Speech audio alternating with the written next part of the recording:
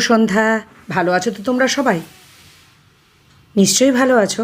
সঙ্গে থেকেও স্কিপ করো না, আর সাবস্ক্রাইবটা তোমরা প্লিজ করো, তা না হলে এগোনো আমার পক্ষে খুব কঠিন হয়ে যাচ্ছে। আমার পাশে থাকো, তোমরা পাশে থাকলেই হবে। তো চলো বকবক না করে গল্পটা শুরু করা যাক। খুব ছোট্ট গল্প কিন্তু। চলো।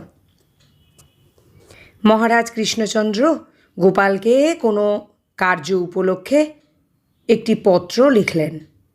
গোপাল তাহার কিছুই বুঝতে না পারিয়া মহারাজকে লিখিলেন, মহারাজ, সমস্ত বুঝিতে পারি নাই, কৃপা করিয়া স্পষ্টাক্ষরে লিখিয়া পাঠাইলে হয়তো উপকৃত হইব। তাহাতে মহারাজ লিখিলেন, লেখা বুঝিবে কেন, ভাঁড়ামি হইলে বেশ বুঝিতে পারিতে। তদুত্তরে গোপাল লিখিল, মহারাজ, সাধারণ মানুষের অক্ষর হইলে পড়িতে পারিতাম, দেবাক্ষর কি রাজাক্ষর পড়া যায় না। রাজাক্ষর যে আবার দেবাক্ষরের নিচেই।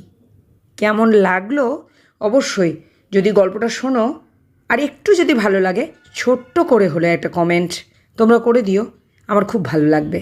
তোমরা আমার পাশে থেকো, অবশ্যই আমার হাতটা তোমরা শক্ত করে ধরো, আর সাবস্ক্রাইবটা করতে ভুলো না। লাইক, শেয়ার, সাবস্ক্রাইব এবং কমেন্টস করতে ভুলো না। আর তোমরা সবাই খুব খুব খুব ভালো থেকো।